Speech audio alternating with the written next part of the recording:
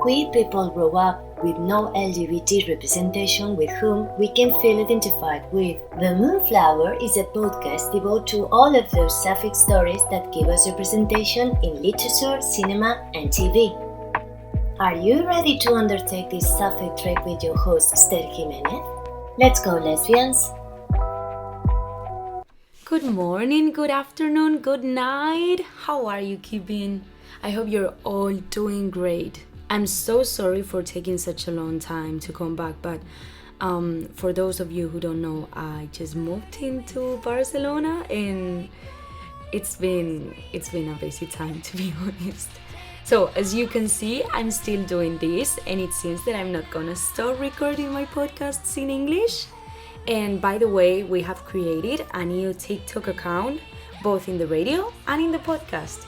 It would be amazing to have your support, so just follow us if you want to see more content. So, today we're gonna talk about one of my favorite artists and, of course, a book that she wrote a few years ago.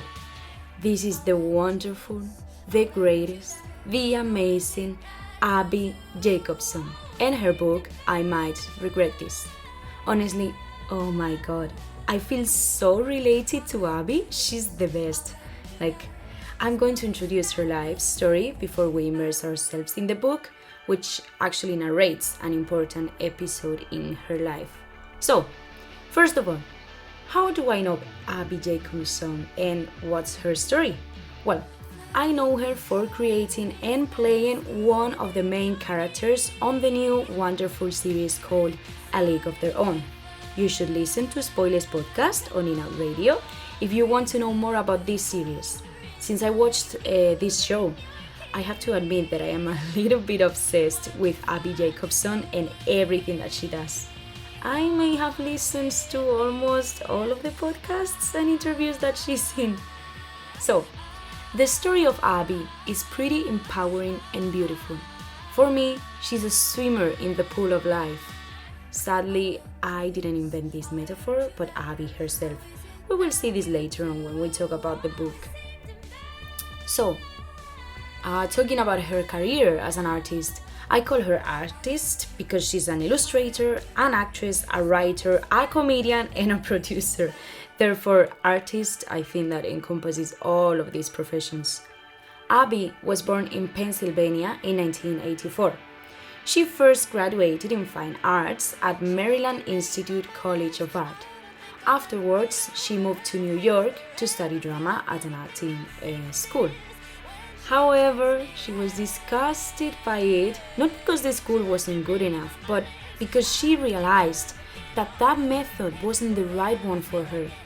She ended having a mental crisis because obviously she had to decide if she wanted to stay or not.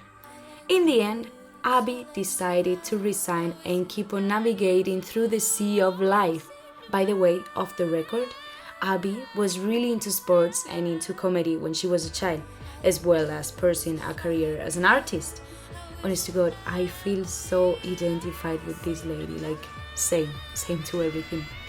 So, later on, thanks to a friend, with whom she doesn't really get on well now, she discovered an improvisation school called the Atlantic Theatre Company. This is where she finally found her place. When Abbi talks about this school, she mentions how their method makes you be 100% in the moment. And I believe that's one of the most important concepts when you are acting. Thanks to this school, she got access to the Upright Citizens Brigade Theater. In this place, she met her best friend, Alana Glazer.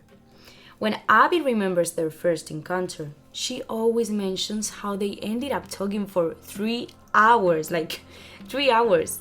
That's what happens when you connect with someone. Moreover, as they were both frustrated by the lack of opportunities for young female comedians, very few women are given the opportunity to enter an improvisation group, and neither of them got a place in it. But they decided to co-create the comedy TV series called Broad City. This series is based on their own lives, to the point that even the characters are named Abbi and Alana. I have to say, I am beyond sad because I don't know where I can watch this in Spain. Like, life is so hard for Spaniards, I guess.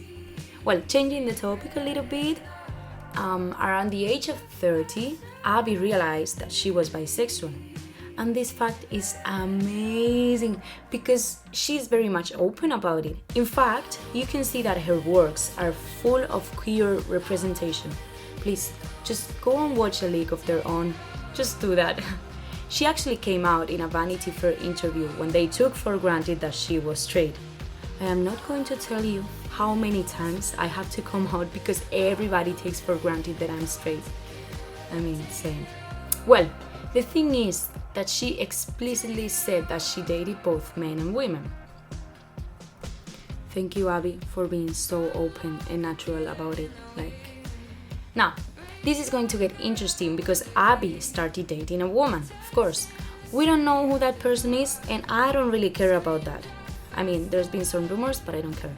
What I care about is how open Abbi is about her feelings when they broke up. Well, after being heartbroken and so overworked, Abbi went on a road trip across the country, and that's how she got to write I Might Regret This, the book that we are discussing today, as I told you before. The reason why she started the road trip was because she was overworked and didn't have time to really confront the breakup. Because she had to be in LA in 3 weeks, she couldn't miss the opportunity to go on a road trip across the country. Even though her objective was to write a book so that she was forced to work, she's a workaholic, during those weeks and not to simply rest. But I believe that what she really wanted was to have time to figure all the stuff that was going on her mind. She then decided to confront the problem, to be alone with her brain and to try to be healed. I feel that this fact shows how humane, strong and alive Abbi is because she allows herself to feel the whole pain. I think that sometimes the best way to cope with those heartbreaks or whatever is embracing the feelings of pain and sadness. Feeling those feelings makes us be alive. As Virginia Woolf said, you cannot find peace by avoiding life. Watch out here, I'm not saying that you should be enclosed in your room, isolating from other people for months while enjoying your pain. I'm just saying that sometimes we need to accept and embrace our feelings so we can understand ourselves in a better way. In this book, then, she gets to talk about her love life, her experience being in love with a woman, the cross-country traveling, and other normal life events expressed in a really comical way.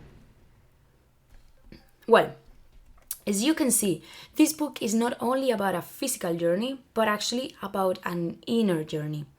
A trip through Abbi's feelings, insecurities after her breakup, her wonders, and by the way, it sounds like a sad book, but it's actually pretty funny, I promise. Also, because this is such a personal book about both an inner and physical journey, it really reminds me of Cheryl Strayed's Wild. She actually writes a criticism out of this book, a positive one.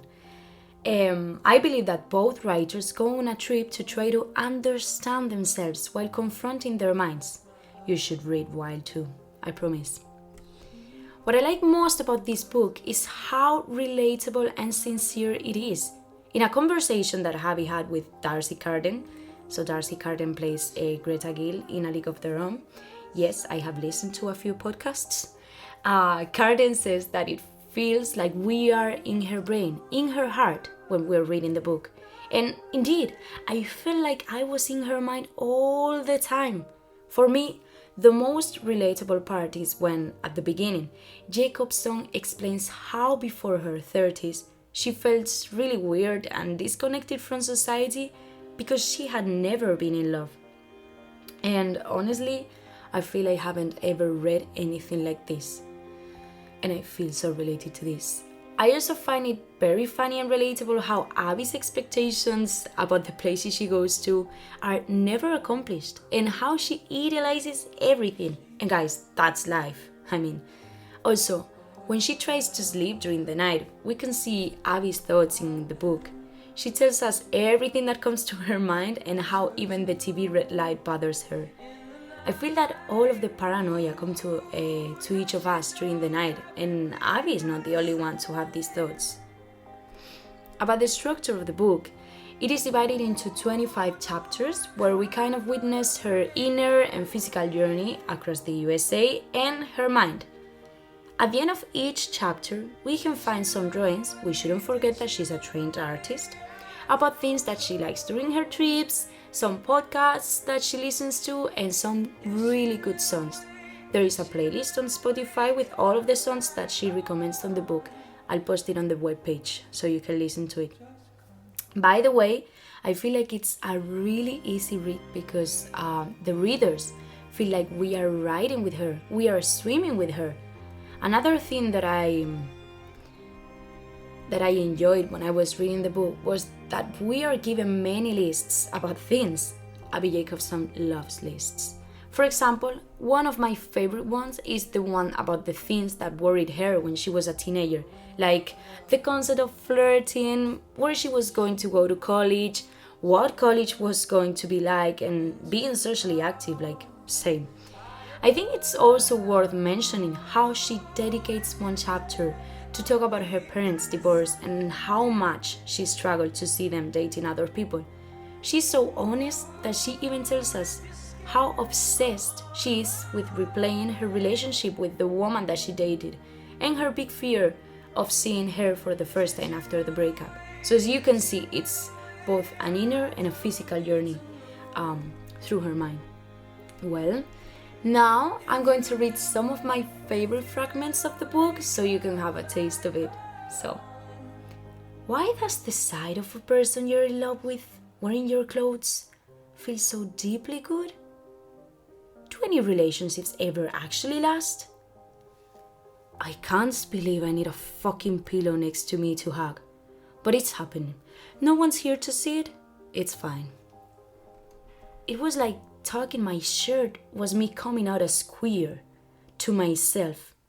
I was already with a woman and it was no secret. But this was where I owned it. I claimed it as mine. This is who I am and who I want to be. I was proud to be this person, fully. I had never felt more like a woman, more extraordinary and more in charge. You taught me how to tuck my shirt. What I really meant was she told me who I was, who I could be if I had let myself be seen. I regret not having hooked up with or dated girls in college. What a major missed opportunity. Being scared of something doesn't make it untrue. I thought driving as far away from my life as I could would release the things that I was struggling with. But it seems I had come all this way only to drive more directly into them. Stop doing this. What is wrong with me? Why can't I stop replaying these scenes? I'm like a detective trying to uncover some clue that doesn't really matter. My mom isn't like anyone I've ever met. Her capacity to love and thoughtfulness toward others have been through lines in her life. Her enthusiasm for life is roaring. There was nothing to grasp onto, only trying to move forward. I thought about how pain is also a symptom of transformation. I thought about bouncing back, how we can start again and again.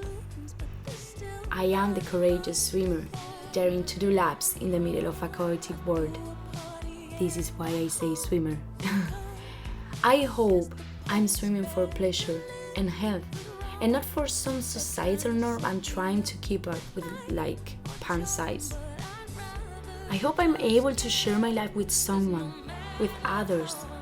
I hope I like myself, my choices, my gut instincts. I hope I still have a choice, a platform, a medium in which to express myself. I hope I don't care what other people think of me. But I found my own way. I found what I needed. It's okay. It's okay not to figure it all out. It's okay to feel broken and alone and scared sometimes. It's okay not to know everything. I made it to Los Angeles. and it is going to be okay. Well, we had some powerful quotes here, didn't we? The last one is, of course, from the last page, and this is not a spoiler because this book is about the journey itself, not about the ending. So I believe that those few lines from the last page of the book encompass the whole epiphany and journey that Abbi goes through. At the beginning of the road trip, she was paralyzed, and then she realizes that it's going to be okay, that it'll pass. Little reference to Fleabag, sorry. To be honest, it's okay and it'll pass are my survival quotes. To finish with this episode, I am recommending you this book and this artist if you are looking for something that you can feel identified with. This book is not about fiction, fantasy, or whatever. This book is about truth, about Abbi's own truth and her way of experiencing life. I want to finish mentioning Abbi's theory of love that I discovered on an interview on Easy Talk podcast.